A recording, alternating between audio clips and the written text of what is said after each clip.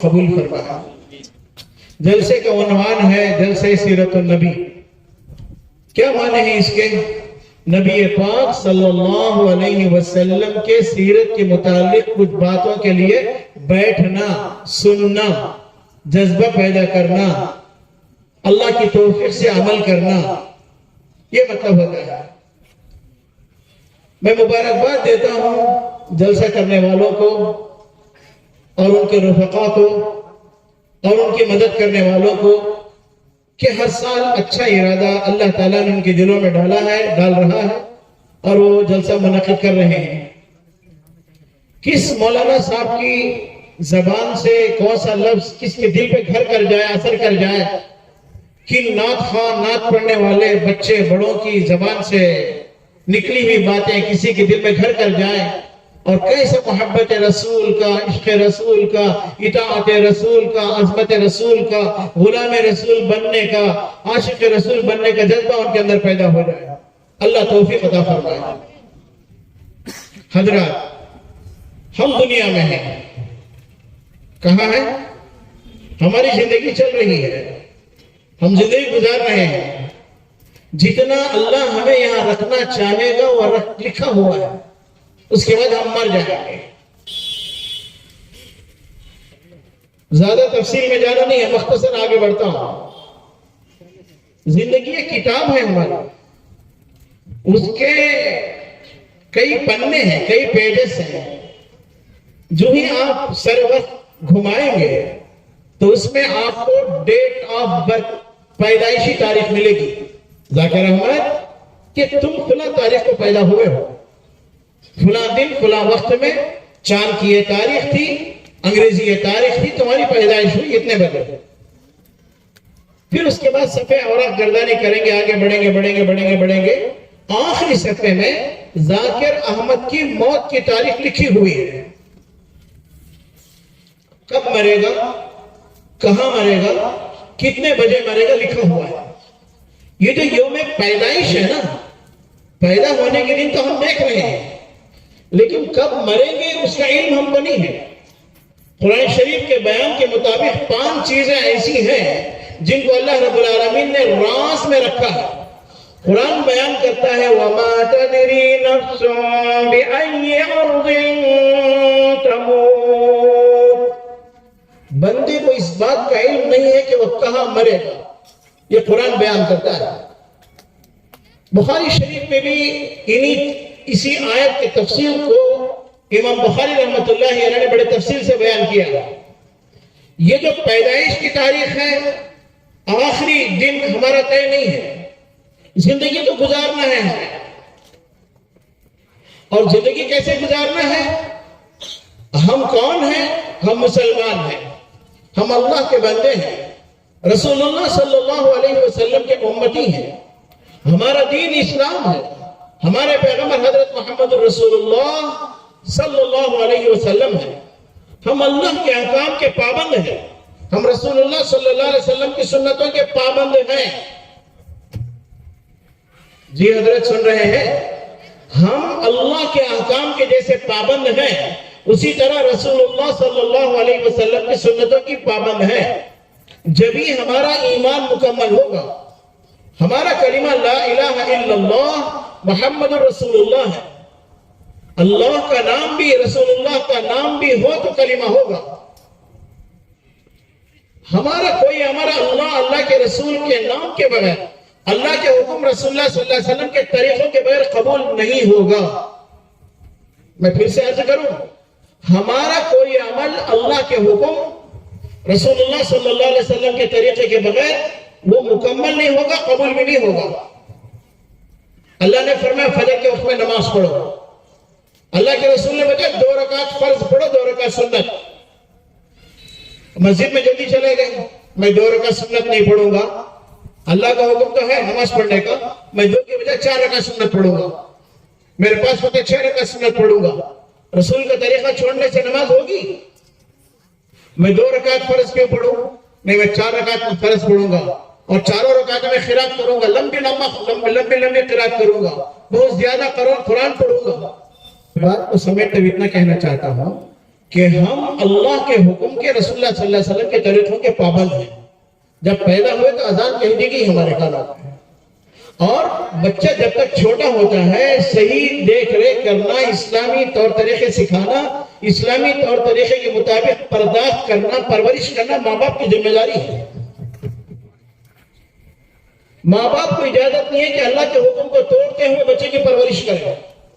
اپنی خواہش پوری کرنے کے لیے خواہش بچے پہ اتارا ہے. مثال کے طور پر بچے کی ختنہ ہوئی یا کوئی اور تقریب ہوئی تو اس میں شوق ہوتا ہے سونے کی چین پہنانے کا، انگوٹھی سونے کی پہنانے کا. چاندی کی، سونا حرام ہے، چاندی پہنا جائز ہے. چاندی کی چین پہنانے کا حضرت کی اس کے ساتھ اجازت نہیں ہے. خدا نہ خواستہ بچے نے کوئی غلطی کی تو گناہ ماں باپ کو ہوگا، اس لیے کہ ماں باپ پر فرض ہے بچوں کی صحیح دینی اسلامی طور تربیت کرنا. بچے نے قبلہ رخ ہو کر کے پیشاب کر لیا، ماں دیکھ رہی ہے، باپ دیکھ رہا ہے، گھر کے بڑے دیکھ رہے ہیں. اس بچے کو جو معصوم ہے، قبلے کے آداب سے ناواقف ہے، اس کو کوئی غلطی، کوئی جرم، کوئی گناہ نہیں ہوگا، دیکھنے والوں کو گناہ ہوگا. شوق میں اگر دادی جان کی خواہش ہے کہتے پھپھو کوئٹ سے بھیجی چین نے بچے کو 2 روز بھی بنا کو رکھنا کہتے گلے میں، ٹھیک ہے، آپ کی خواہش ہے کہ آپ اپنے بھتیجے کو یا اپنے بھانجے کو سونے کی چین بھیجے ہیں کوئٹ سے، پہنانا چاہتے ہیں. ارے اللہ کا حکم تو دیکھو، تمہاری خواہش کیا ہے؟ ہمارا ہر عمل پیارے بھائیوں، قابل احترام ماؤں بہنوں، اللہ کے حکم کے تابع ہیں. ہم لوگ رسول اللہ صلی اللہ علیہ وسلم کی سنت کے مطابق ہمیں کرنا ہے. اس لیے ہر چیز کو بچہ جب کم عمر ہوتا ہے ذمہ داری ماں باپ پر رکھی گئی ہے. جب بچہ باشعور ہو جائے، جب بچی سیانی ہو جائے، اس پر ذمہ داری بچی پر خود آتی ہے، بچے پر خود آتی ہے. اس سے پہلے دین اور شریعت کی ساری باتیں سن رہے ہیں آپ لوگ. بچے کے بلوغ سے پہلے، بچی کی جوانی سے پہلے دین اور شریعت کے سارے آداب سکھانا ماں باپ پر فرض ہے. اگر والدین نے دینی آداب طور طریقے نہیں سکھائے تو خود بخود گنہگار ہو جائیں گے. یہ کوئی جذبے کی بات نہیں، باپ بننا نہیں ہے، نوشہ بننا نہیں ہے. نوشہ کو معلوم ہونا چاہیے کہ میں جو شادی کرنے والا ہوں، میرے ساس سسر آنے والے، میری سالیاں ہوں گی، میرے ساڑو ہوں گے، چنی ہوں گے، چنا ہوں گے، وہ ذمہ داری جاننا ہوگا شادی کرنے سے پہلے اس کو. ماں باپ رشتہ داروں کا جیسے حق ہے، سسرالی رشتہ بھی ہے، اسی طرح بچی کو پہلے ماں باپ پر فرض بنتا ہے کہ وہ سکھائے. ہم کیا چاہتے ہیں بولیے؟ بچے ہنستے رہیں، کھیلتے رہیں، خوش رہیں. جی یہی تو چاہتے ہیں. بچوں کی ہنسی، بچوں کی خوشی، بچوں کی راحت دین کی تعلیم اور دینی اسلامی آداب و طریقے سکھانے میں ہے، اسی میں برکت ہوگی. بزرگوں رسول اللہ صلی اللہ علیہ وسلم نے ساری باتیں سکھائی ہیں. میں عرض یہ کر رہا تھا کہ اللہ کے نام، رسول اللہ صلی اللہ علیہ وسلم کے نام کے بغیر ہمارا کوئی کام مکمل نہیں ہو سکتا، نہ قبول ہو سکتا ہے. نماز پڑھنا ہے تو اللہ کے رسول کا نام لینا ہوگا. اذان میں اشہد ان لا الہ الا اللہ جہاں کہتے ہیں اشہد ان محمد رسول اللہ کہنا ہوگا. ہر چیز میں اللہ کے رسول ہونا ہی ہے. یہاں تک کہ جب آدمی مر جائے، لاشے کو خبر میں رکھا جا رہا ہو، اس وقت میں بسم اللہ علی ملت رسول اللہ کہہ کر کے لاشے کو اتارنا ہے. ہم لوگ جانتے نہیں. قبرستان میں شور، میت کو اتارا جا رہا ہے، شور، ہر آدمی بول رہا ہے. حضرت کچھ آداب تو سیکھیں ہم لوگ. ہمارا دین سیکھنے سکھانے کا دین ہے، ہمارا دین سمجھنے سمجھانے کا دین ہے. ہمارا دین جو شروع ہوا ہے اللہ نے اور انبیاء علیہ السلام کو جیسے نبوت دی موسیٰ علیہ السلام کو یا عیسیٰ علیہ السلام کو پیغمبری سے نوازا کیا، اور اسی طرح حضرت زبور علیہ السلام کو پیغمبری عطا کی گئی، حضرت شعیب علیہ السلام کو نبوت عطا کی گئی، اور اولو العزم من الرسل جن کا تذکرہ قرآن مجید میں آتا ہے، اور وہ نبی اور وہ رسول جن کا ذکر قرآن میں ہے یا جن کا ذکر قرآن میں نہیں ہے، ان کو کیسے نبوت سے مالا مال کیا گیا حدیثوں میں، کتابوں میں موجود ہے. لیکن ہمارے اور آپ کے آقا امام الانبیاء ختم الرسل صلی اللہ علیہ وسلم کو جو نبوت دی گئی وہ قرآن مجید کے نزول کے ذریعے دی گئی. قرآن کیسے نازل ہوا؟ کون سی آیتیں نازل ہوئی؟ میں ہمیشہ کہتا ہوں، بڑے درد سے کہتا ہوں، اقرأ بسم ربک الذی سے قرآن نازل ہوا اور اسی سے آپ کو نبوت سے مالا مال کر دیا گیا. الحمدللہ. اقرأ پڑھو, بسم ربک اپنے رب کا نام لے کر پڑھو. خلق جس نے پیدا کیا ہے. اقرأ پڑھو. قرآن اللہ بدوار اقرأ وربک الاکرم, تمہارا رب بڑا کریم ہے. الذی علم بالقلم, جس نے علم سکھایا انسان کو قلم کے ذریعے. تو پڑھنا پڑھانا سیکھنا سکھانا ہمارا کام ہے حضرت. اس لیے ہم بنیادی طور پر دین کو سیکھیں گے انشاءاللہ. دوسرا قرآن کو سیکھیں گے انشاءاللہ. بعض لوگوں کو غلط فہمی ہوتی ہے, یہ غلط فہمی ہوتی ہے قرآن بعد میں سیکھے گا, دین پہلے سیکھنا. دین کیا ہے؟ دین بھی قرآن بھی سیکھنا ہے. ایمان پہلے سیکھنا. کیا ایمان ہے؟ اور دلیل پیش کرتے ہیں, صحابہ کہتے ہیں ہم نے پہلے ایمان سیکھا بعد قرآن سیکھا. ایک صاحب تشریح کرتے ہوئے کہہ رہے ہیں مولانا صاحب کو, قرآن کیا ہے جی بعد میں پڑھ لے جا, ایمان کا دیکھو ہے. لا حول ولا قوت الا باللہ. قرآن ہی تو ایمان ہے. ہم کو سمجھ نہیں ہے, ہم کو معلومات نہیں ہے, ہم نے دین نہیں سیکھا, ہم نے علم نہیں پڑھا. ایمان کیا ہے؟ قرآن ہی تو ایمان ہے. بزرگوں فکر کریں, سیکھیں, جانیں, اس سے سب کچھ ملے گا, ورنہ اندھیرے میں رہیں گے ہم. اللہ رب العالمین نے ایک توفیق عطا فرمائے. بزرگان محترم, آج کے جلسے سیرت النبی سے ایک عزم, ایک ارادہ لے کر یہاں سے اٹھنا ہے ہم لوگوں کو کہ دین اور شریعت کو پوری طرح سیکھیں گے. اللہ کون ہے, اللہ کہاں ہے, اللہ کیا کر رہا ہے, اللہ کے بارے میں جانیں, اللہ کا ایڈریس کیا ہے جانیں. رسول اللہ صلی اللہ علیہ وسلم کون ہے, کب پیدا ہوئے, کہاں پیدا ہوئے, اللہ نے کیوں بھیجا حضور کو صلی اللہ علیہ وسلم. آپ جس علاقے میں مبعوث کیے گئے وہ عرب کا علاقہ ہی کیوں, وہ عرب کی تاریخ کیا ہے, عرب عاربہ کیا ہے, عرب مستعربہ کیا ہے, اسی مکے کی سرزمین میں اللہ نے کیوں پیدا فرمایا, اسی قریش اور ہاشمی قبیلوں خاندانوں میں کیوں پیدا فرمایا, کیا مصلحت ہے, یہ ساری چیزیں جاننے کی ہیں. ہم تو سب کچھ جانتے ہیں لیکن اس کو جاننے کی کوشش نہیں کرتے. آگے حضور صلی اللہ علیہ وسلم کب پیدا ہوئے, پیدائشی دن اور وقت کیسے تھے, بچپنا کیسا گزرا آپ کا. مولانا مزمل صاحب تفصیل سے بتا رہے تھے, میں بھی سن رہا تھا, مولانا مزمل صاحب بھی سن رہے تھے. اسی وقت وہ بھی حاضر ہوئے, میں بھی آیا. بچپنا کیسا گزرا نبی پاک صلی اللہ علیہ وسلم کا. جب عمر بڑھتی گئی تو آپ نے کیا کیا, پھر سفر تجارت کا, بزنس کا, ابراڈ, مکہ مکرمہ عرب کی سرزمین سے دور علاقے میں جانا, پھر آپ کی عمر شریف 20, 21, 22 سال کی ہو جانا, پھر مسلسل رشتوں کا آنا, نکاح کا ہونا, پھر اولاد کا ہونا, پھر 36 سال عمر شریف آپ صلی اللہ علیہ وسلم کی ہوئی تو لوگوں سے اکتاہٹ, ایک بیگانگی اور لوگوں کے درمیان میں رہتے ہوئے ایک وحشت ایسا محسوس ہونا سرکار کو.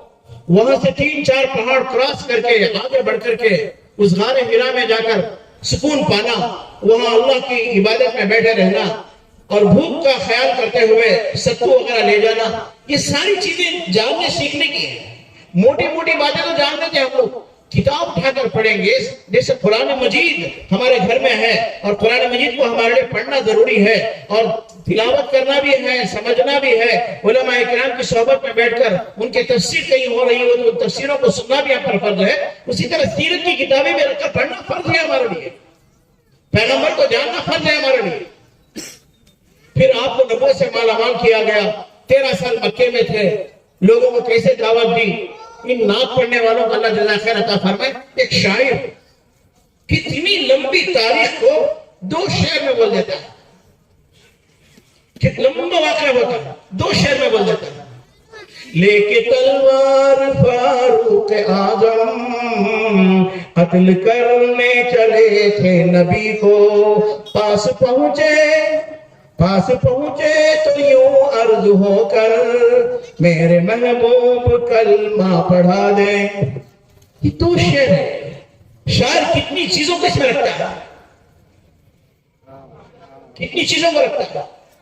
تو ہم اس شعر کو سمجھنے کے لیے سیرت کو جاننا ضروری ہے. اللہ رب العالمین ان شعراء اکرام کو جزائے خیر عطا فرمائے۔ حضور اکرم صلی اللہ علیہ وسلم کے زمانے میں ہر صحابی کے اندر جو پڑھے لکھے تھے، عربی کا بڑا ملکہ تھا ان کو، عربی زبان کا فہم، اس کی گہرائی اور ڈیپ سے جاننے کی خوبی ان کے اندر تھی۔ بڑے کٹھن اشعار کو عربی میں عرب کے رواج اور وہاں کے ماحول کے مطابق وہ شعر فہمی کرتے تھے۔ وہ اسی تناظر میں قرآن شریف کو انہوں نے دیکھا اور ایمان قبول کر گئے۔ بڑے انہی لوگوں میں حضرت کئی صحابہ ایسے جو حضور صلی اللہ علیہ وسلم کی شان میں قصیدے پڑھتے تھے۔ قصیدے کا لفظ بڑا خراب لگتا ہے نا بعض لوگوں کو۔ قصیدہ کہتے ہیں تعریف کرنا، حمد جو ہے اللہ کی تعریف کو کہتے ہیں، نعت جو ہے حضور اکرم صلی اللہ علیہ وسلم کی شان میں کچھ کلمات کہنے کو کہتے ہیں، نظم جو ہے کسی بھی چیز کو نظمہ کر کے کسی بھی پروگرام کو نظم کی شکل میں پیش کیا جاتا ہے، ترانہ کہتے ہیں کسی ملک کے حالات کو، ایک اسکول یا کالج یا مدرسے کے حالات کو اسے ترانہ کہتے ہیں۔ اس میں کئی چیزیں، رباعی ہے، ثلاثی ہے، اور اسی طرح سے قطع الگ ہوتا ہے، رباعی الگ ہوتی ہے، یہ الگ چیزیں ہیں۔ تو شعر و شاعری بھی ایک عجیب چیز ہے کہ شاعر اپنی لمبی چوڑی داستان کو چھوٹے سے ایک شعر میں کہہ دیتا ہے۔ خدا کی دین کو موسیٰ سے پوچھئے، خدا کی دین کو موسیٰ سے پوچھئے، آگ لینے جائے پیمبری مل جائے۔ کتنا بڑا واقعہ ہے۔ موسیٰ علیہ السلام کا وہاں سے فرعون کے پاس سے نکلنا، 8 دن سفر کرنا، مدین پہنچنا، شعیب علیہ السلام کے پاس رہنا، 10 سال وہاں قیام کرنا، بکریاں چرانا، پھر اس کے بعد واپس اجازت دے کر کے شادی کر کے حضرت شعیب علیہ السلام کی دختر سے واپس مصر کی طرف جانا، ان کو آگ کی ضرورت پڑنا تاپنے کے لیے، پھر وہ جہاں پر ایک درخت تھا جس میں انگارے نظر آ رہے تھے وہاں جانا انگار لینے کے لیے، یہ ساری چیزیں اس میں آ جاتی ہیں۔ بزرگوں ہم جاننے کی کوشش کریں، اللہ تعالیٰ ہمیں توفیق عطا فرمائے۔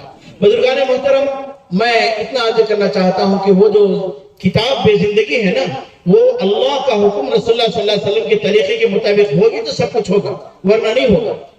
حضور پاک صلی اللہ علیہ وسلم کے زمانے میں صحابہ کی زندگی کے لمحہ لمحہ، صحابہ کی زندگی کو گھنٹہ گھنٹہ، ایک ایک دن ان کا پورا وقت صحیح گزرتا تھا، اور اللہ کے رسول صلی اللہ علیہ وسلم کے حکم کے تابع گزرتا تھا، حکم کے مطابق گزرتا تھا۔ اس لیے صحابہ کی زندگی کی کتاب، ان کی کتاب کا ہر پیج، ہر صفحہ معطر تھا، مفید تھا، خوشبودار تھا، اوروں کے لیے مفید تھا، فائدہ مند تھا۔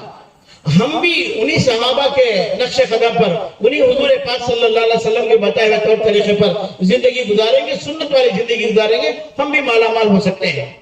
ہم نے سنت کو داڑھی رکھنا سنت سمجھ رکھا ہے، بے شک داڑھی رکھنا سنت ہے۔ جہاں داڑھی رکھنا سنت ہے، نماز کی سنتیں ہیں، روزے کی سنتیں ہیں، گھر میں داخل ہونے کی سنتیں ہیں، گھر سے نکلنے کی سنتیں ہیں، مسجد میں داخل ہونے کی سنتیں ہیں، مسجد سے نکلنے کی سنتیں ہیں، سونے کی سنتیں ہیں، سو کر اٹھنے کی سنتیں ہیں، طہارت کی سنتیں ہیں، چھوٹی طہارت بڑی طہارت کیسے کی جائے، یہ سنتیں زندگی کے دکان کو جانا، دکان سے آنا، یا خوشی کا موقع ہے شادی، یا کوئی اور خوشی کا موقع ہے اس موقع کی سنت ہے، غم کا موقع ہے اس موقع کی سنت ہے۔ حضور پاک صلی اللہ علیہ وسلم کی زندگی ہمارے لیے ہر باب میں، ہر کام میں، ہر جز میں زندگی کے نمونہ ہے۔ اللہ نے کیا فرمایا؟ لَقَدْ كَانَ لَكُمْ فِي رَسُولِ اللَّهِ أُسْوَةٌ حَسَنَةٌ، بے شک رسول اللہ صلی اللہ علیہ وسلم کی زندگی تمہارے لیے نمونہ، ہر چیز میں نمونہ۔ اب ہم لوگ کس کو اختیار کرتے ہیں؟ کھانے کے بعد میٹھا کھانا سنت، وہ اچھا لگتا ہے، بے شک میٹھا کھائی۔ دوسری سنتیں کون کریں گے؟ دیندار سے مسواک سنت ہے، میں کرتا ہوں، آپ کرتے ہیں، مدرسے کے کچھ طلبہ کر لیتے ہیں، کچھ اللہ والے کر لیتے ہیں، کیا یہ سنت نہیں ہے؟ حضور پاک صلی اللہ علیہ وسلم نے مسواک کی کتنی فضیلت بیان فرمائی۔ امامہ باندھنا سنت ہے، مسائل چھڑ جائیں گے۔ امامہ باندھنا سنت ہے، کون امامہ باندھتے؟ پگڑی باندھتے، کیا یہ سنت نہیں ہے؟ پڑوسی کا خیال کرنا سنت ہے، لوگوں کا لحاظ کرنا سنت ہے۔ ارے جناب، مسجد نبوی میں رسول اللہ صلی اللہ علیہ وسلم نماز میں کھڑے ہوئے ہیں، ایک صاحب آ کر بغل میں بیٹھ گئے، حضور نے محسوس کیا کہ کوئی بیٹھا ہوا ہے، حضور ارادہ فرمائے تھے لمبی نماز پڑھنے کا۔ حضور صلی اللہ علیہ وسلم نماز مختصر کر کے سلام پھیرا، پوچھا بتاؤ بھائی کیا قصہ ہے؟ انہوں نے اپنے حضور پیش کیا، اپنی ضرورت پیش کی، حضور نے ضرورت پوری کی، ان کو بھیج دیا، پھر نماز میں کھڑے ہو۔ یہ بھی سنت ہے۔ حضور پاک صلی اللہ علیہ وسلم اس زمانے میں جب لوگوں کے درمیان میں تھے سب کفر تھا نا، شرک تھا نا. بڑے بڑے عالم تھے یہود عالم، بڑے بڑے عالم تھے نصرانی عالم، بہت کچھ صلاحیت والے تھے، سب اسلام کے خلاف، ایک اللہ کے خلاف تھے. رسول اللہ صلی اللہ علیہ وسلم نے کیسے محنت فرمائی؟ ایک صحابی ہیں ان کا نام عثمان ابن طلحہ رضی اللہ عنہ، انہی کے پاس کعبۃ اللہ کی چابی ہوتی تھی، اور ان کا عرب کے علاقے میں ابھی نبی صلی اللہ علیہ وسلم اسلام کی دعوت کا کام شروع کیے ہیں. رسول اللہ صلی اللہ علیہ وسلم ابتدائی زمانہ حضرت عثمان ابن ابی طلحہ رضی اللہ تعالیٰ عنہ جن کے پاس کعبۃ اللہ کی چابی تھے، پورے عرب کے قبیلے، پورا عرب اتنی قدر کرتا تھا جیسے دوسرے عیسائی ملکوں میں عیسائی ان کے پوپ کی قدر کرتے تھے. ایسے صحابی رضی اللہ تعالیٰ عنہ کو کس انداز میں دعوت دی ہوگی رسول اللہ صلی اللہ علیہ وسلم نے؟ حضرت عثمان کو انہوں نے اسلام قبول کر دیا. کتنی دشواری پیش آئی ہوگی. وہ بت جن کی رات دن صفائی کرتے تھے، جن کی پوجا پاٹ میں، جن کی عبادت میں لگے ہوئے رہتے تھے، اسے ہٹا کر کیسے حضور نے محنت فرمائی. اہل کتاب علماء میں عبداللہ ابن سلام رضی اللہ تعالیٰ بہت بڑے صحابی، اصل میں یہود علماء کے بہت بڑے عالم تھے. تورات کا اور دوسرے کتب سماوی کا علم ان کو تھا، اور جو بھی مسلمان یا رسول اللہ صلی اللہ علیہ وسلم فرماتے نبی صلی اللہ علیہ وسلم کی بات کی گہرائی تک پہنچ جاتے. سن رہے ہیں؟ بات سمجھ میں آ رہی ہے؟ ایک عالم ہے حضرت یہودیوں کے عبداللہ ابن سلام، رسول اللہ صلی اللہ علیہ وسلم کی باتوں کی تہ تک پہنچ جاتے تھے. حضور کیا فرما رہے ہیں، محمد صلی اللہ علیہ وسلم کیا فرما رہے ہیں. اور یہ حضرت یعقوب علیہ السلام کے اولاد میں سے تھے عبداللہ ابن سلام. بڑی خوبیاں ہیں ان کی. اتنے بڑے عالم پر کتنی محنت کی گئی رسول اللہ صلی اللہ علیہ وسلم نے، وہ مسلمان ہو گئے الحمدللہ.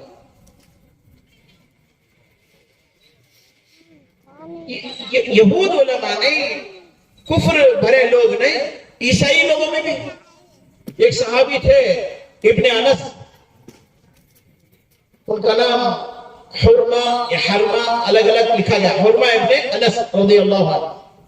ان کو جو وحی کی گئی کتابوں کا بڑا علم تھا، جیسے قرآن میں صحف ابراہیم و موسیٰ، ابراہیم علیہ السلام کو صحیفے دیے گئے، موسیٰ علیہ السلام کو صحیفے دیے گئے، جو کچھ وحی کی کتابیں تھیں ان کو بہت زیادہ معلومات تھے. اور ہرقل روم کا بادشاہ ہے نا، ان کے دربار میں ان کی قدر ہوتی تھی. بہت زبردست علم رکھنے والا. ان پر کیسے رسول اللہ صلی اللہ علیہ وسلم محنت کی، ایک اللہ کی دعوت دی، اپنے پیغمبری کو پیش کیا، آخرت کے بارے میں بتایا، فرشتوں کے بارے میں بتایا، مان کے مسلمان ہو گئے. صحابہ کی نورانی جماعت میں حضرت سلمان فارسی رضی اللہ عنہ، حضرت سلمان فارس کے رہنے والے، حضرت سلمان کے زندگی کے واقعات بڑی تفصیل سے ہیں کتابوں میں. وہ بہت بڑے لینڈ لارڈ کے اکلوتے بیٹے تھے. بے شمار زمینات تھی، اتنی زمینات کہ کئی گاؤں آباد کر سکتے ہیں. اتنے بڑے مالدار کے بیٹے تھے حضرت، بولیے، حضرت سلمان رضی اللہ عنہ. بھائی سن رہے ہیں آپ لوگ؟ حضرت سلمان رضی اللہ تعالیٰ عنہ بہت خوشحال، بہت بڑے زمیندار کے لڑکے تھے، اکلوتے بیٹے تھے. شروع میں وہ آگ کی پوجا کرتے تھے، ان کے باپ کی طرح وہ بھی یہ کرتے تھے. پھر تنگ آ گئے، کیا ہے آگ کے سامنے ہاتھ جوڑنا، عبادت کرنا، بور ہو گئے. پھر وہاں سے انہوں نے عیسائیت اختیار کی، وہاں بھی چلے، وہاں بھی بہت زیادہ بور ہو گئے.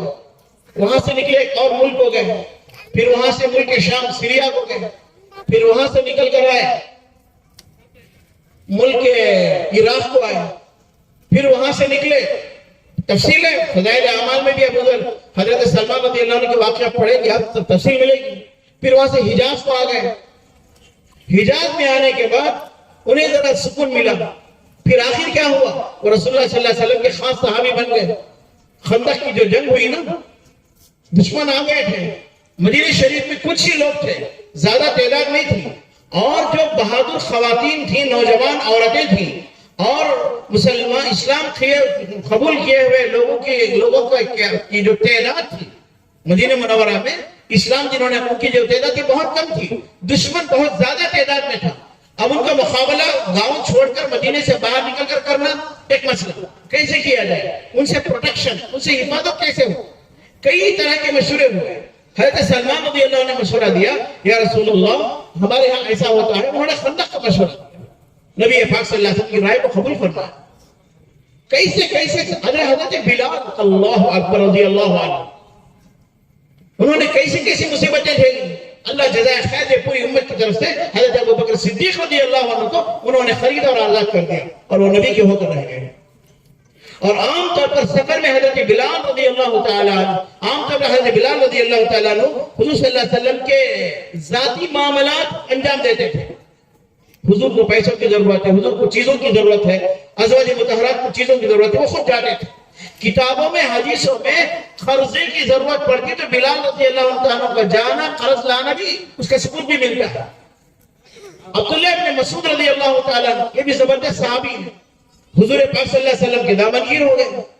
وہ عام طور پر سفر میں جاتے تھے. حضرت عبداللہ ابن مسعود رضی اللہ تعالیٰ عنہ حضور صلی اللہ علیہ وسلم کی صحبت میں رہتے 70 سورتیں قرآن شریف کی یاد فرما لی. کتنی سورتیں؟ سیرت کی کتابوں میں لکھا ہوا ہے کہ نبی صلی اللہ علیہ وسلم کے ساتھ چلتے تھے. کوئی کتاب کی شکل نہیں تھی حضرت, صحیفہ نہیں تھا, مصحف شریف نہیں تھا, بکلیٹ نہیں تھا اس وقت, الگ الگ تھے حصوں میں قرآن شریف. اہل سیرت نے لکھا ہے کہ 70 سورتیں حضرت عبداللہ ابن مسعود رضی اللہ عنہ یاد فرما دی. قرآن شریف کی 114 سورتیں ہیں نا, اس میں کتنے رہ گئی؟ 44 سورتیں پوری یاد ہو گئی. آج ہم بھی ہیں, کسی امیر کے ساتھ ہم امیر بنے ہوئے ہیں, خادم نہیں, ساتھی نہیں. اب بتائیے ہم جو ماشاءاللہ اپنے آپ کو سمجھتے ہیں کتنی صورتیں یاد ہیں؟ مجھے کتنی یاد ہے؟ ہم جب روایت حفظ میں مولانا وہ خیرات کے لیے روایت حفظ کے لیے کیے, ہمارے استاد قاری سراج الدین صاحب دامت برکات نبی سبیل ارشاد میں ہے, جب تک سورہ حجرات سے ختم تک یاد نہیں کر لیتے روایت حفظ کی صلاح نہیں دیتے تھے. روایت سبا کے لیے تو کچھ شرائط نہیں کہ وہ خود روایت سبا تو ان کا نحو ان کا سر پورا مضبوط ہونا پڑتا ہے. قرآن شریف الگ الگ طریقے سے پڑھا جا سکتا ہے.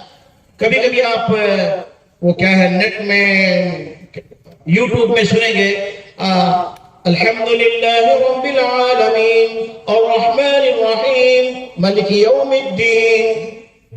مالک یوم الدین پڑھنا ہے نا, مالکی کیوں پڑھنا؟ ایسا پڑھنا بھی درست ہے, لیکن آپ میں نہیں پڑھ سکتے ہو. وہ علم رکھنے والے, تجوید اور قرات کا علم رکھنے والے, الفاظ ورڈز پدالو علی وہ ورڈز اس کا گرامر کیا ہے, گرامر سے کیا معنی آتے ہیں, اس کے حساب کو جاننے والا ہی پڑھ سکتا ہے. یہ اتنا زیادہ علم حضرت صحابہ کا. مجھے کہنا یہ ہے کہ حضرت عبداللہ ابن مسعود رضی اللہ عنہ ویسے 70 سورتیں یاد فرما لیں, ہم کو کتنی سورتیں یاد ہیں؟ کیا امام صاحب مسجد میں نہیں ہیں, اتفاق سے نہیں آئے, فجر کی نماز ہم پڑھا سکتے ہیں؟ پڑھانے کے قابل ہونا چاہیے. ہم مسلمان, ہم میں سے ہر ایک, چاہے مسجد کے کمیٹی کا ذمہ دار ہو یا مسلم, ہر ایک نماز جب پڑھنا اسے آتا ہے کیوں نہیں پڑھا سکتے؟ تو سنت رسول اللہ صلی اللہ علیہ وسلم کی نماز پڑھا. مجھے سورہ کے تعلق سے کہنا ہے ہمیں کتنی سورہ یاد ہیں؟ اللہ والے عام قسم کے لوگ, حضرت استاد سفر پر ہیں, حج پر جا رہے ہیں, اور قافلے میں اتفاق سے حافظ قرآن نہیں ہے, حج کو جا رہے ہیں, حافظ قرآن نہیں ہے. آپ جیسے ہم جیسے عام آدمی جو حافظ نہیں ہے, استاد کے درد کا انہوں نے محسوس کیا. حضرت نے فرمایا چاند رات آ رہی ہے, شعبان کے آخری دن ہیں, کاش کوئی حافظ قرآن ہمارے ساتھ ہوتا تو ہم اس کے ساتھ قرآن سنتے, ہمارا سفر طے ہوتا. اب یزدان جیسے, رحمان جیسے, کریم جیسے, رحیم جیسے, شاہد جیسے مریدین جو تھے نا, انہوں نے آپس میں مشورے کا ارادہ کیا. ایک حضرت کے چاہنے والے ایسے نکلے, انہوں نے شام کے وقت میں تراویح کے وقت میں کہا میں قرآن میں تراویح پڑھاؤں, اور تراویح کے لیے کھڑے ہو. ایک پارہ قرآن شریف کو سنایا, پھر دوسرے نے دوسرا پارہ سنایا. یعنی دن بھر استاد کے درد کو, اپنے امیر کے درد کو, اپنے محسن کے درد کو, اپنے مربی کے درد کو محسوس کر کے, ان کی فکر کو محسوس کر کے, رمضان میں تو قرآن شریف کا دور کرنا ضروری, انہوں نے یاد کیا اور پورا قرآن اسی حج کے سفر میں انہوں نے سنا دیا. کیا ہم یاد نہیں کر سکتے؟ بزرگوں, قیامت کے دن قرآن کے تعلق سے ہمیں بہت, حضور پاک صلی اللہ علیہ وسلم کثرت سے قرآن پڑھتے تھے. حضور پاک صلی اللہ علیہ وسلم گھر میں کیا کرتے تھے؟ حضرت اما جان عائشہ رضی اللہ تعالیٰ نے پوچھا گیا حضور جب امور سے یعنی اللہ کے مفوضہ چیزوں سے فارغ ہو کر گھر میں آتے ہم میں سے ایک ہو جاتا ہے، ہم میں سے ایک ہو جاتا ہے، گھر میں جو جو ضرورت ہوتی پورے کام کرتے تھے نبی پاک صلی اللہ علیہ وسلم، اس میں قرآن شریف میں کثرت سے پڑھتا تھا، اور رات میں ہمیشہ نبی صلی اللہ علیہ وسلم نماز میں قرآن پڑھتے تھے اور 8 رکعتیں نماز پڑھتے تھے، سب کے پاس متفق علیہ ہے، اور نبی صلی اللہ علیہ وسلم خوب تلاوت فرماتے تھے، بہت زیادہ تلاوت فرماتے تھے، اور جبرائیل آ کر نبی صلی اللہ علیہ وسلم سے سنتے بھی تھے۔ کیا ہم کبھی ہمارے اپنے استاد کے پاس جب ہم بچپن میں پڑھے تھے ابھی پڑھ رہے ہیں، کیا ان کو ہم نے کبھی قرآن سنایا؟ ہمارے مسجد والی جماعت ہو، ساتھی بیٹھے آپس میں سنانے کی کوشش کریں، قرآن سیکھیں، وقت نکالیں، 2.5 گھنٹے کی ترتیب میں جو بیٹھتے ہیں اور امور جہاں کہے جاتے ہیں اور روانگی کے وقت میں، اور بزرگان دین ہمارے جو ہدایت دیتے ہیں، روزانہ یاسین پڑھنا بھی ہے اور شام میں سورہ واقعہ پڑھنا ہے، سورہ ملک کی تلاوت کرنا ہے، یہ ایک پارہ کی تلاوت کرنا ہے۔ کب تلاوت کریں گے ہم لوگ؟ پڑھنا ہی نہیں آتا ہم لوگ۔ ہم یہ نہیں کہہ رہے ہیں کہ ہم پڑھنا جانتے ہیں، ماں باپ کا احسان ہے ہم پر کہ انہوں نے ہمیں اللہ کی توفیق سے بزرگوں کے مشہور مدرسے میں داخل کیا، ہم نے کچھ پڑھ لیا، اللہ کی توفیق سے رات دن انہی بچوں کے ساتھ رہتے ہیں، ہمیں بھی قرآن پڑھنے کی توفیق ہو جاتی ہے، ہمیں بھی قرآن پڑھنے کی توفیق ہو جاتی ہے۔ اس لیے بزرگوں حضور اکرم صلی اللہ علیہ وسلم کو اللہ نے خود فرمایا قرآن پڑھنے کے تعلق سے، وَرَتِّلِ الْقُرْآنَ تَرْتِيلًا، اے میرے حبیب قرآن کو ترتیل سے پڑھا، اللہ نے فرمایا، حضور پاک صلی اللہ علیہ وسلم ترغیب کی ہے۔ اسی طرح زندگی کے نبی پاک صلی اللہ علیہ وسلم، جیسے میں نے کہا، اتنے رحیم تھے، اتنے کریم تھے نبی صلی اللہ علیہ وسلم، آپ کے اخلاق کو دیکھ کر، آپ کے طور طریقوں کو دیکھ کر لوگ خود بخود اسلام قبول کرتے تھے۔ جیسے میں نے کہا نا، بڑے بڑے لوگ کفر کے، شرک کے، یہودیت کے، نصرانیت کے کتنی محنت کی حضور صلی اللہ علیہ وسلم نے، اس کے بعد کہیں چل کر کے دامن اسلام تھامے اور حضور صلی اللہ علیہ وسلم کے شانہ بشانہ نبی صلی اللہ علیہ وسلم کے آگے جھک گئے اور دین کی خدمت کے لیے اور آخرت کے لیے آخرت کے قابل بن گئے۔ بزرگوں، ہمیں صحیح معنوں میں دین سیکھنا اور ہماری زندگی کا ہر عمل سنت والا ہو، اس کی ہمیں کوشش کرنا۔ کیا سنت کہیں گے؟ چپل پہنا وہ بھی سنت ہے۔ حضور پاک صلی اللہ علیہ وسلم کی عادت شریفہ تھی، داہنے ہاتھ کو پسند کرتے تھے، ہمیشہ سیدھے ہاتھ سے کام کرنے کو، اور سیدھے جانب کو نبی صلی اللہ علیہ وسلم پسند فرماتے تھے۔ نبی صلی اللہ علیہ وسلم سیدھے جانب معمولی آدمی ہو، بائیں جانب بہت ماشاءاللہ آدمی ہو، جب بھی سیدھے آدمی شروع کرتے تھے۔ حضرت ابو ہریرہ رضی اللہ تعالیٰ ارشاد فرماتے ہیں کہ نبی صلی اللہ علیہ وسلم نے تقسیم فرمائی کوئی چیز، بائیں جانب عام چھوٹے سے صحابی بیٹھے ہوئے تھے ان کو دیا، جبکہ بائیں جانب صدیق اکبر بیٹھے ہوئے تھے۔ ابو بکر رضی اللہ عنہ، کتنا مقام صدیق اکبر کا۔ حضور پاک صلی اللہ علیہ وسلم نے ارشاد فرمایا، الحمدللہ میں نے جتنے میرے رفقا ہیں، ساتھی ہیں، ہر ایک کا حق میں نے ادا کیا ہے، لیکن ابو بکر کا احسان مجھ پر اتنا ہے، اتنا زیادہ ہے، حضور پر اور امت پر ہے، انشاءاللہ آخرت میں اللہ سے دلواؤں، یہ حضور نے فرمایا۔ ایسے ابو بکر بازو بیٹھے ہوئے، ابو بکر سے شروع نہیں کرنا حضور نے، ہدایت شروع کی آخر میں ابو بکر رضی اللہ تعالیٰ عنہ کو ملی ہے وہ چیز، داہنے پر۔ حدیث میں ہے نبی صلی اللہ علیہ وسلم فرماتے ہیں، اذن تعالی احدکم فلیبدا بالیمنی، تم میں سے جو کوئی جوتا پہنے سیدھے ہاتھ سے، سیدھے پاؤں سے پہنے، سیدھے پاؤں کو پہنے، وَإِذَا نَزَعَ أَحَدُكُمْ، تم میں سے جو کہ جوتا نکالے، فَلْيَبْدَأْ بِالْيُسْرَى، وہ بائیں پیر نکالے پہلے۔ گھر میں داخل ہونے، گھر یہ سب چیزیں آداب ہیں حضرت، اس میں برکت ہی برکت ہے۔ جو آدمی بسم اللہ توکلت علی اللہ لا حول ولا قوت الا باللہ، حضور صلی اللہ علیہ وسلم کی سنت پر، دعا پر عمل کرتے ہوئے نکلے گا، وہ خود اللہ کی حفاظت میں جاتا ہے، لوٹنے تک اللہ کی حفاظت میں رہتا ہے، اور اس کا گھر گھر کے سارے لوگ، پوری جائیداد پوری اللہ کی حفاظت میں ہو جاتی ہے۔ کہاں پڑھتے ہیں ہم لوگ؟ سیکھنا چاہیے، پڑھنا چاہیے، بچوں کو یاد دلا دیتے ہیں، ٹھیک ہے کہ ہم کو بھی یاد ہے۔ بعض ساتھی ماشاءاللہ سبحان اللہ نظر آتے ہیں، لیکن ان کی اور مزید تربیت کی ضرورت پڑتی ہے۔ بعض مرتبہ ہمارے ساتھی قرآن شریف عین اور حمزہ میں فرق کرنا نہیں آتا۔ بزرگوں ذرا فکر فرمائیں، آپ اپنے امام صاحب سے محبت کریں، آپ اپنے دوست حافظ صاحب سے محبت کریں، اور ان کے پاس کسی طرح سے وقت لے کر کے آپ اپنا قرآن صحیح کر رہے ہیں، قرآن حفظ کریں، یاد کریں. آپ ارادہ کیجئے میں حافظ بنوں گا، اس نیت سے کیجئے. اللہ بڑا ہے، اللہ حافظ بنائے. واقعات دیکھیں گے آپ کتابوں میں، کیسے کیسے لوگ کس انداز میں حافظ ہوئے، تعجب ہوگا. ہم جماعت دوم یا صوبم میں تھے، میں بتا رہا ہوں 1982 کی بات، 1982. اسی سال پانی کا جہاز ختم ہوا، ہوائی جہاز ہی سے حج کو لوگ جانا شروع ہوئے. اس سال ہمارے استاد نیر ربانی صاحب رحمۃ اللہ علیہ کو جانا تھا حج کے لیے. ان کا جہاز حضرت کا جہاز رحمۃ اللہ علیہ 31 تاریخ کو تھا، اور 31 تاریخ کا کوئی وقت تھا، حضرت کو مغالطہ ہو گیا، بڑی مشکل سے پہنچے، ہوائی جہاز اڑ چکا تھا، اور حضرت کا ویزا حج کی ساری چیزیں ہاتھ میں تھی. بہت پریشان ہوئے حضرت. پھر 2 رکعت نماز پڑھی. چونا بھٹی مرکز تھا اس وقت محمد علی روڈ میں، وہاں گئے اور پھر دوبارہ وہاں مشورہ کیا. پھر اس کے بعد الحمدللہ مشورے سے 4 مہینے کے لیے جماعت میں نکل گئے. حضرت نے فرمایا کہ میں ارض پاک کو جانا چاہتا تھا، اللہ نے مجھے ملک پاک کی توفیق دے دی. ارض پاک کا کیا مطلب ہے؟ ارض پاک تو حرمین شریفین ہے، مقدس جگہ ہے، لیکن ملک پاک کو میں چلا گیا. پھر اسی کارگزاری میں حضرت نے بتایا کہ تامل ناڈو کے ایک تاجر 4 مہینے کے لیے جماعت میں چلے، اور ان کے ساتھ حافظ صاحب بھی تھے. اس وقت تامل ناڈو کے امیر جماعت یحییٰ غنی صاحب تھے رحمت اللہ علیہ. ان کے لڑکے مولانا ہدایت اللہ صاحب ابھی وانامباڑی میں موجود ہیں، بڑے ذمہ دار آدمی ہیں. دوسرے حضرات بھی ہیں، مولانا روح الحق صاحب ترچنا پلی وغیرہ کے تمل ناڈو اور یہ وانامباڑی یہ علاقے کے ذمہ دار علماء ہیں. یہ صاحب جو چلے ہیں چمڑے کے تاجر تھے، اور ان کے پاس وقت نہیں رہتا تھا، اور وہ اس زمانے میں ایک ہفتے میں 3-3 4-4 ملکوں کا دورہ کر کے آ جاتے تھے. ماشاءاللہ اللہ رب العالمین نے بڑی برکت دی تھی، بڑی صلاحیت دی تھی. اب راہ خدا میں چلے وہ حافظ صاحب کی برکت سے ارادہ ہوا.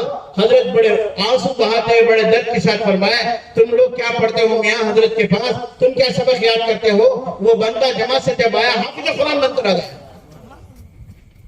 جذبہ چاہیے، تعلق ہی نہیں ہے قرآن سے ہمارا.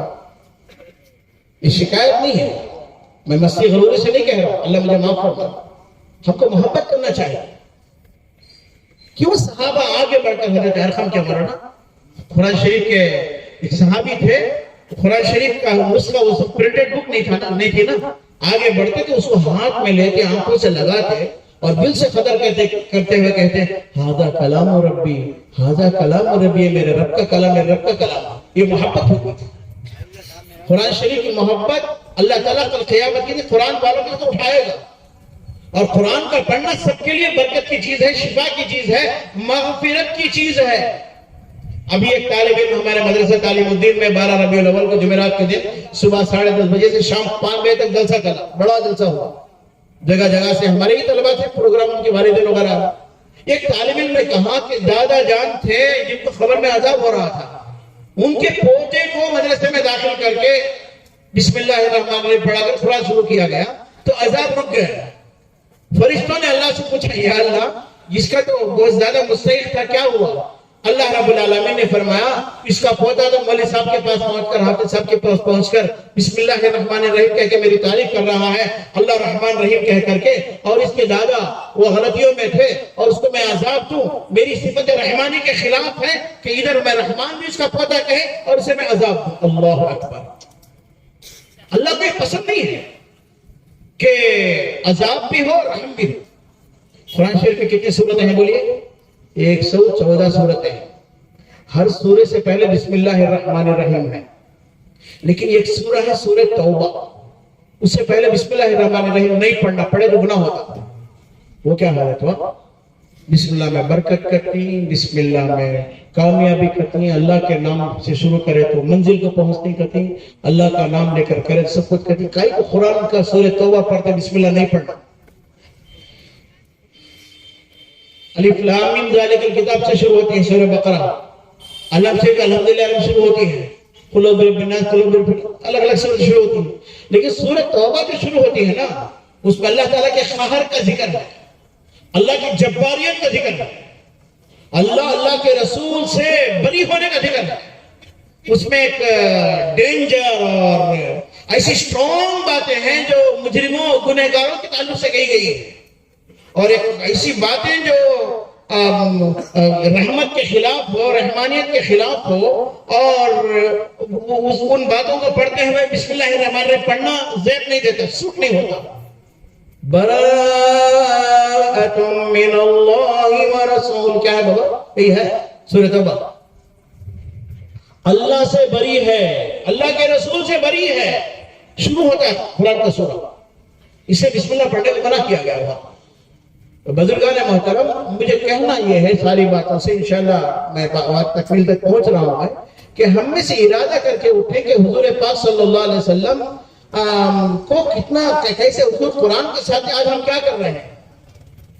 حضرت عمر رضی اللہ عنہ کی بہن فاطمہ کیسے ایمان لائی جانتے ہیں ہم لوگ. ہم قرآن پڑھیں ہیں، سیکھیں ہیں. اسی طرح اور اخلاق کی چیزیں ہیں. اخلاق بہت بڑی چیز ہے. اخلاق اچھے تو سب اچھے ہیں، اخلاق ٹھیک نہیں تو بیکار. نماز روزہ اپنی جگہ فرض ہے. نماز پڑھنے پر اللہ مالا مال کرتے ہیں، روزہ رکھنے پر اللہ مالا مال کرتے ہیں، اللہ کے حکام پورے کرنے اللہ مالا مال کرتے ہیں. لیکن یہ وہ آدمی جو اللہ کا حکم پورا بھی کر رہا ہے، لوگوں کا دل توڑ رہا ہے، تو اللہ تعالیٰ اسے وہ جو دل شکنی کرتے ہیں نا، دل توڑتے ہیں نا، وہ پکڑ زیادہ ہو جائے گی وہ نماز کے ثواب کے مقابلے میں. نبی صلی اللہ علیہ وسلم حدیث میں موجود تھے، جنازہ گیا، سرکار نے فرمایا وجب ہے، واجب ہو گئی. کب فرمایا وجب ہے؟ جنازہ جب جا رہا تو لوگوں نے تعریف کی، ماشاءاللہ بہت اچھے آدمی تھے، یوں تھے، بہت تعریف. ایک اور موقع پر کیا حدیث تفصیل ہے، اس میں فرمایا جنازہ جا رہا تھا، لوگوں نے کہا کیا یہ آدمی چلا گیا، اچھا ہوا، اس کا مر جانا اچھا ہوا. یعنی اچھی بات نہیں کہی ان کے تعلق سے. جو صاحب گزر چکے تھے ان کے بارے میں جو صحابہ موجود تھے، رائے اچھی نہیں تھی صحابہ. حضور نے اس وقت میں وجبت فرمایا. مشرحین لکھتے ہیں، حدیث کی تشریح کرنے والے محدثین اکرام، کہ صحابہ نے پوچھا یا رسول اللہ دونوں موقع پر آپ نے وجبت فرمایا، واجب ہو گئی کیا؟ حضور نے فرمایا جب تم نے تمہارے بھائی کے جنازے کو گزرتے ہوئے اس کی تعریف کی تو میں نے کہا وجبت الجنہ، جنت واجب ہو گئی. جب تم نے تمہارے بھائی کے جنازے کو دیکھ کر یہ کہا کہ یہ ٹھیک نہیں تھے، یوں تھے، لوگ مردم آزار تھے، ستاتے تھے، یوں تھے، تم نے جب یہ ان کے بارے میں اچھی رائے ظاہر نہیں کی، میں نے کہا وجبت النار، دوزخ واجب ہو گئی. اخلاق بہت بڑی چیز ہے. غصے کو نبی صلی اللہ علیہ وسلم پسند نہیں فرمایا. جانتے واقعہ ہم لوگ حضور پاک صلی اللہ علیہ وسلم تشریف رکھتے تھے، تشریف رکھتے تھے نبی پاک صلی اللہ علیہ وسلم. ایک صحابہ آ کر حضور صلی اللہ علیہ وسلم سے رومال رکھتے تھے، رومال کو زور سے کھینچا، کپڑے کو پکڑ لیا، جھنجھوڑ دیا ایسے. اس کے بعد حضور کے ساتھ زیادتی کرتے ہوئے کہا تم نادہندہ لوگ ہو، تمہارا خاندان ایسا ہے، پیسہ لے کر دیتے نہیں آپ کو، جھنجھوڑ دیا. عمر رضی اللہ عنہ طیش میں آ گئے، انہوں نے اس کو لتاڑ کر کے جواب دے دیا. حضور صلی اللہ علیہ وسلم کی مسکراہٹ ہو گئی. سبحان اللہ، حدیث میں ہے حضور مسکراہٹ. پھر اس کے بعد حضرت زید رضی اللہ تعالیٰ عنہ تھے وہاں پر. زید رضی اللہ عنہ سے پوچھا حضور نے ان صاحب کو جو قرضہ دینا ہے نا، ابھی 3 دن باقی ہے نا ان کے. حضرت زید رضی اللہ عنہ عادت سے یا رسول اللہ ابھی 3 دن باقی ہے ان کو قرضہ لوٹانے کے لیے. یہ وہی تھے وپنا مہیندو آپس میں قرضے کا، اس کے لیے بھی 3 دن باقی ہے. اس کے بعد اگر پوچھنا تھا، اس سے پہلے آیا، رومال کھینچا، جھنجھوڑا، ایسی بد اخلاقی اور بدسلوکی کی کہ حضور پاک صلی اللہ علیہ وسلم کچھ نہیں فرمایا، کچھ نہیں کہا، کوئی مزاحمت نہیں فرمائی سرکار. لیکن حضرت عمر کھڑے ہوئے تھے، انہوں نے اس کا جواب دے دیا. پھر حضور صلی اللہ علیہ وسلم نے فرمایا کہ اے عمر کیا کیا تم نے؟ اس سے کہتے کہ مانگنے کے طریقے سے مانگو، اور مجھ سے کہتے یا رسول اللہ آپ نے وقت پر کیوں نہیں دیا اسے، آپ مجھ سے کہتے. پھر حضور نے فرمایا ان صاحب کو جو دینا تھا دے دو عمر، تم ہی دے دو. چنانچہ ان کو دیا گیا. حضور نے فرمایا عمر زیادہ دو، تم نے زیادتی کی ہم کے ساتھ. یہ ہے اخلاق. مال غنیمت آیا ہوا تھا، لوگ اخلاق والے نہیں ہوتے، بد اخلاق ہوتے ہیں. علامہ سعدی رحمۃ اللہ علیہ نے فرمایا میں نے اخلاق بد اخلاقوں سے سیکھے. میں نے آداب بے ادب لوگوں سے سیکھے. ایک صاحب آئے گاؤں کے رہنے والے بدھو حضور کے پاس آئے, ایسی بے ادبی کی, ایسی بے ادبی کی, بہت زیادہ بے ادبی کی. مال غنیمت آیا ہوا تھا تو ان کو ڈھنگ سے مانگنا تھا کہ مجھے بھی ضرورت مند ہو, حاجت مند ہو, مجھے کچھ دے دو. بہت بے ادبی کی. پھر انہوں نے حضور کو بے ادبی کرتے ہوئے کہا, ایک اونٹ نہیں 2 اونٹ مال مجھے چاہیے, دے دو مجھے. حضور نے مسکرایا, پھر فرمایا بھائی اپنے بھائی کے لیے 2 اونٹ مال دے دو. پھر آٹا, چونے, وہ چھوڑ, فلاں چیزیں, یہ چیزیں پوری 2 اونٹ بھر کر کے حضور صلی اللہ علیہ وسلم دی. بد اخلاقی ان کی تھی, حضور نے کوئی مزاحمت نہیں فرمائی. اس کے بعد وہ جا کر سوچے گا کہ کیا ہوا ہے. وہ جانتے ہیں نا واقعہ کہ ہم لوگ حضور پاک صلی اللہ علیہ وسلم لیٹے ہوئے تھے جنگ کے موقع پر. نبی پاک صلی اللہ علیہ وسلم کی تلوار جھاڑ سے لٹکی ہوئی تھی. ایک دشمن نے دیکھا محمد خوف سے اپنے ساتھی سے ہٹ کر کنارے بیٹھے ہوئے ہیں, اچھا موقع ہے, محمد کا کام تمام کر دیں گے صلی اللہ علیہ وسلم. وہ آگے بڑھا, دبے پاؤں. لکھتے ہیں ادب نواز لوگ, گربا پا چل کر اس نے وہ شجر جس پر تلوار آویزہ تھی پہنچا, تلوار لٹک جی پہنچا, اور نکال کر کے بھی تلوار نکال ہی رہا ہے. نبی صلی اللہ علیہ وسلم نے آہٹ محسوس کی, آنکھ کھلی. اس نے بے ادبی کرتے ہوئے کہا, میں یمنعک منی, اے محمد مجھ سے کون بچائے گا تجھ کو. تلوار ہاتھ میں حضور لیٹے ہوئے, میں یمنعک منی, جوش سے کہا اس نے, مجھ سے اے محمد تجھے کون بچائے گا. اللہ کے رسول صلی اللہ علیہ وسلم اطمینان سے جواب دیا, اللہ, مجھے اللہ بچایا. اتنا کہنا تھا, اس پر ایک تھرتھراہٹ طاری ہوئی اور تلوار گر گئی اور خاموش کھڑا رہا. حضور اطمینان سے اٹھے, تلوار ہاتھ میں لی, بڑی محبت سے پوچھا, میں یمنعک منی, مجھ سے تجھے کون بچائے گا. وہ خاموش رہ گیا. حدیث میں ہے خاموش رہ گیا. حضور نے فرمایا جاؤ, ہم بدلہ نہیں لیتے, جاؤ. یہ انداز تھا حضور کا. یہ دور تھا, مکے والے ستاتے تھے نا, کتنا ستایا, کتنا پیٹا. ارے اللہ اکبر, حضرت زینب رضی اللہ تعالیٰ ہجرت کر کے جا رہی ہیں, حوض سے گر گئی, بچہ مارا گیا. اسی حالت میں حضرت زینب رضی اللہ عنہ کا اسی علت کی وجہ سے انتقال ہو گیا. اور دردناک واقعہ ہے حضرت, اپنی بیٹی لختی جگر نور رضا حضرت زینب اللہ اکبر ہجرت کر کے جا رہی ہیں, ان کے شوہر کے بچے بھی ہیں, لمبا واقعہ. اس نے بچہ مارا, حوض سے گری, اسی علت پہ انتقال ہو گیا. چند دنوں کے بعد آ کر نبی صلی اللہ علیہ وسلم سے عرض کرتا ہے, یا رسول اللہ مجھے معاف کر دیجئے, میں نے بہت زیادہ ظلم کیا آپ پر. حضور نے معاف کر دیا. دل ہے کسی کا؟ ہم کیا کرتے ہیں, اس سے پہلے بھی تمہارے بھائی آپ کو بہت باتیں کرے رہی, نہیں ویسا نہیں بولے, سنو میرے بھائی ویسا, خاموش ہو گئے. تو چھوٹی سی بات ہے. اب کئی زمانہ یاد رکھتے ہیں, پھپا ایسا بولے, خالے ویسا بولے, چچا ویسا بولے, ممانی ایسا بولے, پھپا ایسا بولے. اب حضور دیکھیں کیا اخلاق ہے, اپنی بیٹی کا مسئلہ ہے اور وہاں پر کتنی محبت ہوگی. حضور نے فرمایا ٹھیک ہے میں نے معاف کیا. بزرگوں, ایک پیغام, ایک جذبہ, ایک درد لے کر جائیے. کتاب تعلیم جیسے کرتے ہیں نا ہم لوگ گھروں میں, گھر کی تعلیم کو لازمی کیجئے. بھائی گھروں میں تعلیم کریں گے انشاءاللہ. کون کریں گے, ہاتھ اٹھائیے.